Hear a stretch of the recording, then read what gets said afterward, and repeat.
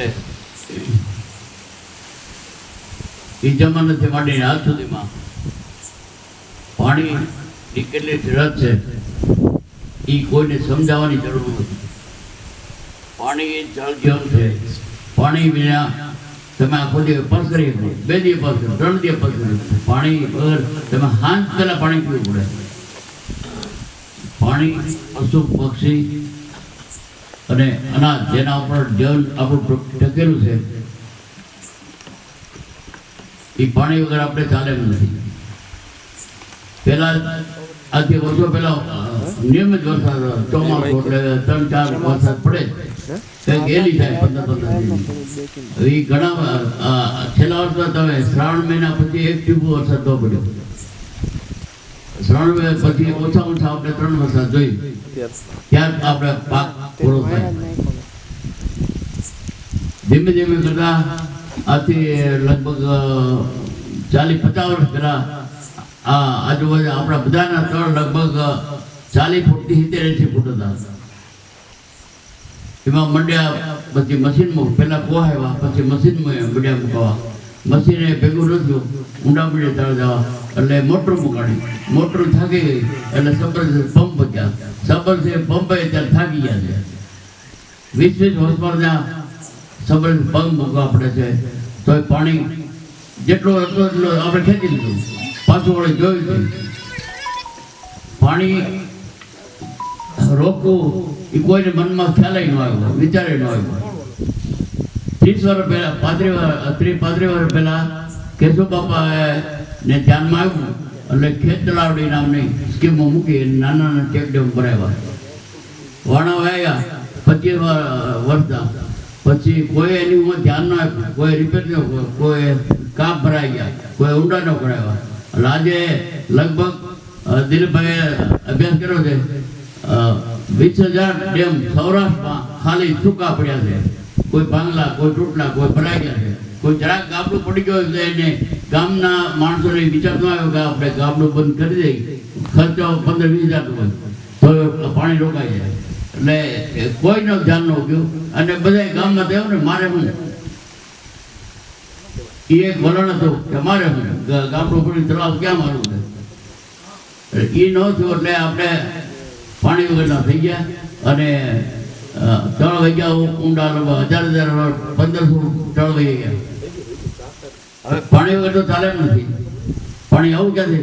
પાણીના કાંઈ કારખાનાઓ ન હોય એમાં પાણી બને કે પ્રદેશથી નો લાવી જાય. એક ટાઈમ એવો તો 72 સાલમાં ખૂબ પાણીમાં અમારે અછત પડી. તો ગાંધીનગરથી ટ્રેન મારફત પાણી લાવતા અને ટેન્કરને અડધો દિવસ બધા લાઈનમાં ભરાવું પડતું. પાણી વગર હાલે એમ નથી. છેલ્લો રસ્તો આપણે એક જ છે. છેલ્લો મેં પેલો જે ગયો એ વરસાદનું પાણી રોકવું, ટીપે ટીપો રોકવું. જે વરસાદ આપણે ન રોકી તે દરિયામાં જાય, ત્યાંથી ખારું થઈ જાય. એટલે પાણી રોકવો એ આપણો મુખ્ય ધર્મ બને છે, આપણું કામ બને છે. એના ઉપર આખી જિંદગીઓ છે. પાણી હશે, કૂવામાં હશે, તળમાં હશે, બોરમાં હશે તો આપણે 2 થી 3 ભાગ આરામથી લઈશું. આપણા દીકરાઓ અત્યારે કામ વગર મીડિયા ગામ ખાલી થવા, કામ જ નથી. કામમાં શું કરવું? એટલે જો પાણી છે તો દીકરા રોકાય, ખેતી કરશે અને ગામ આખું સમૃદ્ધ થશે. એટલે પાણી માટે જેટલો આપણે પ્રયત્ન કરીએ. અમને ખબર છે કે ખેડૂત પાસે એમના પૈસા ન હોય પણ ટીપે ટીપે સરળ ભાઈ થોડો થોડો આપીએ તો પણ એક ફાળો થઈ જાય. હવે તો રાજકોટમાં કે સુરતમાં કે અમદાવાદના ઉદ્યોગપતિઓ પાસે વિનંતી કરી છે, ખોળો પાથરીએ છે, પણ એની પાસે એક લિમિટ છે. એ ગામડા મૂકા પૈસા આપે, ચોખ્ખી વાત છે કે ન્યા અમે શું કામ આપીએ. પણ તો અમે સમજાવીને વિનંતી કરીને પૈસા લાવીએ છીએ અને આમાં જે ગામ ફાળો કરે એમાં મદદ થઈ અને ટ્રાય કરી છે. સરકારની ફરજ છે, તમે જાણો, પણ સરકાર તો સરકાર છે. ત્યાં તો ધીમી ગતિએ કામ થાય. એક ટેબલે બીજે ટેબલે એમાં 10 ટેબલ ફેરે તે આપણો કાગળ હાથમાં આવે ત્યારે સરકાર સહી થાય. અને એ પછી તમે જૂન મહિના પછી બંધ કરી દઈએ. 15 જૂન થાય એટલે ડેમનું કામ બંધ, પૈસા એ બંધ, બધું બંધ. અમે તો દિલીપભાઈ તો જાન્યુઆરીથી ચોટી પડ્યા છે. એને કાંઈ લેવા દેવા છે, ખેડૂત દીકરો છે, સાવ નાનો માણસ છે. તો સવારના 6 વાગ્યામાં ઉઠીને પૂછું તો ક્યાં છો, તો અહીંથી 100 કિલોમીટર પૂછું કે અહીંયા ડેમમાં જોવા આવ્યો છું, ડેમ ચેક સર્વે કરવા આવ્યો છું. પછી ગામના લોકોને મળે, સરપંચને મળે, મંત્રીઓને મળે, આગેવાનોને મળે.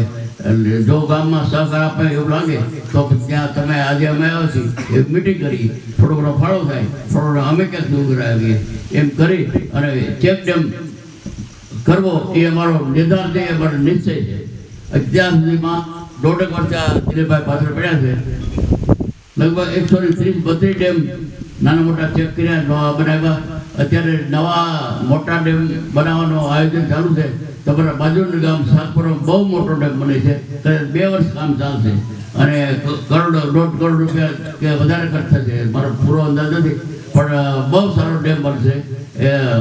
કદાચ ગોંડલ તાલુકાનું ઘરડો બની જાય એવો ડેમ બનશે. એટલે જ્યાં જ્યાં આવી જરૂર પડે એવો જ અમે રાજકોટના પાદરમાં સાપરના ગામમાં બહુ મોટો ડેમ બની રહ્યો છે. 45 વીઘામાં એ ડેમ થાય છે અને ઘણો ઊંડો છે. એ પણ આવા મોટું ડેમ બની જાય. રાજકોટની આજુબાજુ અમે લગભગ ચારે બાજુ એક લાઈનમાં તો અમે 9 ડેમ બને છે. હવે 4-5 ડેમ તો બની ગયા. આપણે તમે છોકરો બાલાજી વેફર ખાતા છે, એ બાલાજીને માલિકે 16 લાખ રૂપિયા આપ્યા અને વડાપ્રધાન મોદીના માતુશ્રી હીરાબાના નામનો ડેમ બનાવ્યો. એવી રીતે ઘણા ઉદ્યોગપતિએ પોતાના નામના ડેમ બનાવ્યા. એક ભાઈ એમની દીકરાની દીકરી આવી, એ કે મારી દીકરી નામનો ડેમ બનાવો તો 11 લાખ રૂપિયા, એના નામનો ડેમ ચાલુ કર્યો. એ દીકરીનું નામ રાખી શિવાની. એને મોટો 500 માણસ જમાડ્યા, નામ પર ડેમ બનાવ્યો. એટલે આપણે કોઈ વડીલ નામે, ભાઈના નામે, બાપુજી નામે, માના નામે કે એ બધા નામે આપણે ડેમ બનાવી શકીએ અને કાયમી નજરાણ 100 વર્ષ સુધી નજરાણ રહ્યા. એટલે મારી સૌને વિનંતી છે કે આમાં તમારે યથાર્થ જે થાય ને એને ફાળો આપવા વિનંતી. Thank you. આભાર. જય ભારત.